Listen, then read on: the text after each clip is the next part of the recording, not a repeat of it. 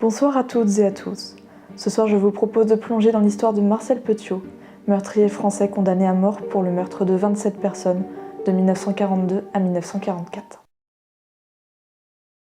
Tout d'abord, pour comprendre comment Marcel Petiot en est arrivé là, il faut d'abord remonter dans le temps et parler de son enfance. Marcel Petiot naît le 17 janvier 1897 à Auxerre, en Bourgogne-Franche-Comté. Il est le fils aîné de sa famille, mais vit une enfance plutôt calme. Cependant, il va présenter une précocité intellectuelle qui fait qu'à 5 ans, il lit comme un enfant de 10 ans. Il manifeste également des signes de violence. Par exemple, il aurait distribué des images obscènes en cours. Il est dit aussi qu'il s'amusait à tirer au revolver sur des chats, ou alors qu'il aurait étranglé des chats après les avoir plongés dans de l'eau bouillante. Lorsqu'il est âgé de seulement 12 ans, sa mère, internée à Sainte-Anne pour une pathologie psychologique, meurt en 1909. Il suit alors son père à Joigny et va être malheureusement renvoyé de plusieurs écoles pour indiscipline. Il est ensuite déclaré avec une personnalité que l'on pourrait qualifier aujourd'hui de bipolaire.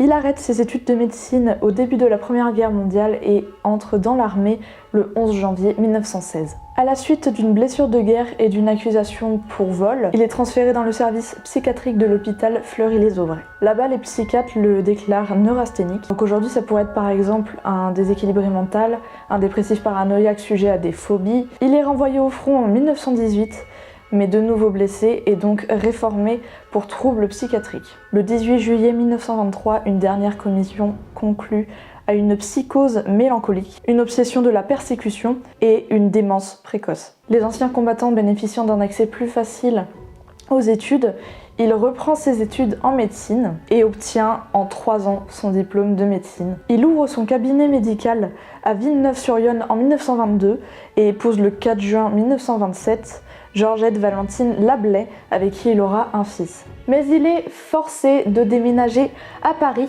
en 1933 car il est poursuivi en justice pour plusieurs petites affaires dont il évite la prison ferme grâce à son avocat. Il est notamment accusé de kleptomanie, de vol, de fausses déclarations à l'assurance maladie, de détournement de fonds, etc.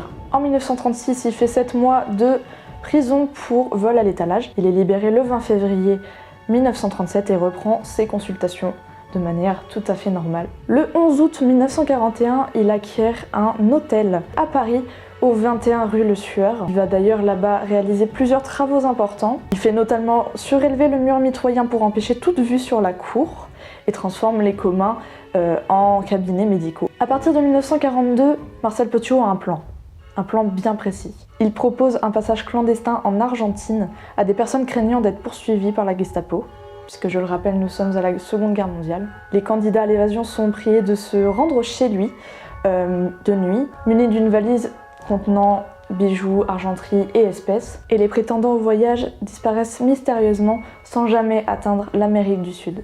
Une première victime disparaît le 2 janvier 1942. Il s'agit de Joachim Gutschinau, un fourreur juif voisin de Petiot. Il aurait apporté l'équivalent de 300 000 € en diamants. Visant d'abord les juifs seuls, Petiot s'en prend bientôt à des familles entières en leur proposant tout simplement des tarifs de groupe. Les victimes sont essentiellement des juifs, mais aussi des malfrats désireux de se faire oublier. Parallèlement à ces disparitions, d'autres individus connaissant le docteur et risquant de le dénoncer s'évanouissent dans la nature. Les services allemands découvrent le réseau. Petiot est arrêté pendant 8 mois et torturé à la prison de Fresnes, mais il n'avoue rien car il n'entretient aucun lien avec la résistance. Il est libéré le 13 janvier 1944, faute de preuves, et il décide alors de faire disparaître des indices compromettants.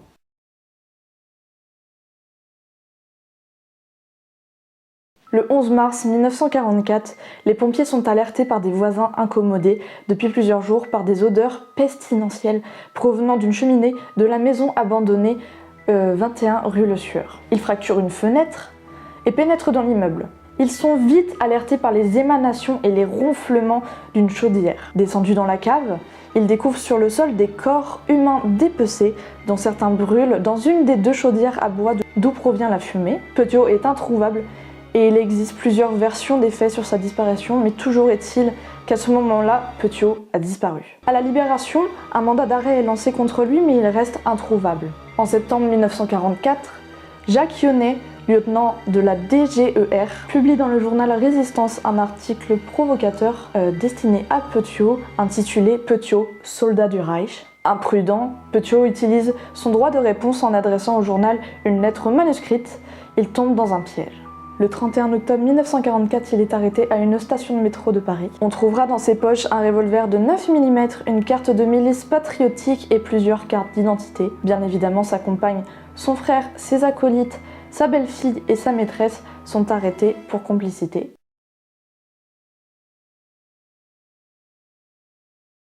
Tout d'abord, Petiot, que la presse baptise Docteur Satan, est jugé seul du 18 mars au 4 avril 1946 par la cour d'assises de la Seine pour homicide volontaire avec vol, guet-apens et préméditation. Il lui est reproché d'avoir commis entre 1942 et 1944 27 assassinats, dont ceux de 12 juifs et de 4 proxénètes accompagnés chacun de leurs prostituées. Dès le deuxième jour du procès, par fanfaronnade, Petiot revendique 63 meurtres. Il affirme qu'il s'agit de cadavres de traîtres, de collaborateurs et d'Allemands. Jusqu'au bout, il prétend avoir tué pour la France. Toutefois, il reste incapable d'expliquer pourquoi un pyjama d'enfant figure dans des affaires dérobées à ses victimes, ni comment les corps retrouvés sont ceux d'innocents. Il faut rajouter que pendant son procès, il se montre très provocateur.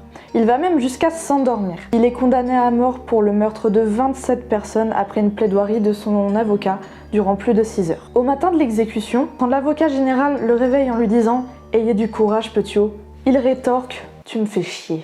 Et quand au dernier moment, il lui demande s'il a quelque chose à déclarer, Petiot répondra simplement « Je suis un voyageur qui emporte ses bagages ». Le 25 mai 1946 à 5h07 du matin, il est guillotiné dans la cour de la prison de la Santé, dans le 14e arrondissement de Paris. Et d'après les témoins, il meurt avec détachement, un sourire aux lèvres. Il est ainsi le premier condamné de droit commun guillotiné après la Libération. J'espère que cette vidéo vous a plu, que ce deuxième épisode d'un moment de peur vous a plu.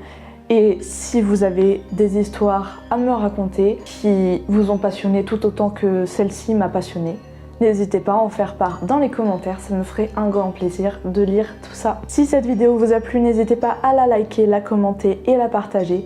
Et moi je vous dis à bientôt pour de prochaines vidéos.